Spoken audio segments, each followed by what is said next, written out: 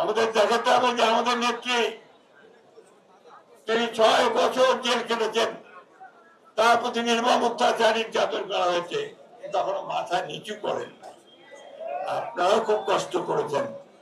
60 লক্ষ মানুষের বিরুদ্ধে মিথ্যা মামলা, 20,000 লোককে হত্যা করা হয়েছে, 1700 মানুষকে গুম করা হয়েছে, আপনাদের অনেককে বাড়ি থেকে তুলে নিয়ে যাওয়া হয়েছে, আপনাদের অনেক বাড়ি ঘরে আপনারা থাকতে পারতেন না, পাড়া পাড়া বদল করে থাকতেন, তাই না?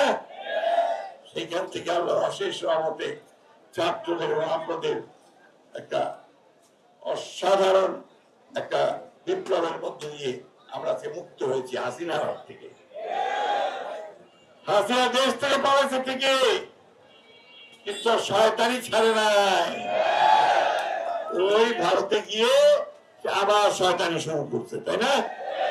ওইখানে আওয়ামী লীগকে বলে উস্কায় দেয়, ছাত্রলীগকে উস্কায় দেয়, এই তোমরা গোলমাল করো, মিটিং করো, মিছিল করো, মারামারি করো, নেতাদেরকে মারো, তাই করেছে। নূরকে মারছে, তাই না? আমাদের আরেক নেতা লুৎফর ভাই, তাকেও মারছে। আপনারা সাবধান থাকবেন, যদি আপনাদের কারোর উপর কোনো হাত পড়ে, ওই আওয়ামী লীগের সেই হাত আপনারা ভেঙে দিবেন,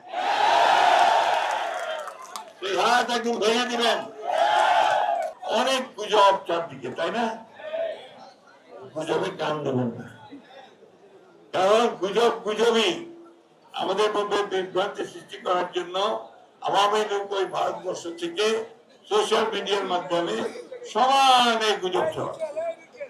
আমাদের মধ্যে কোনো বিভেদ নাই, আমাদের মধ্যে ঐক্য, সেই ঐক্য নিয়ে আমরা জয় করবো ইনশাআল্লাহ।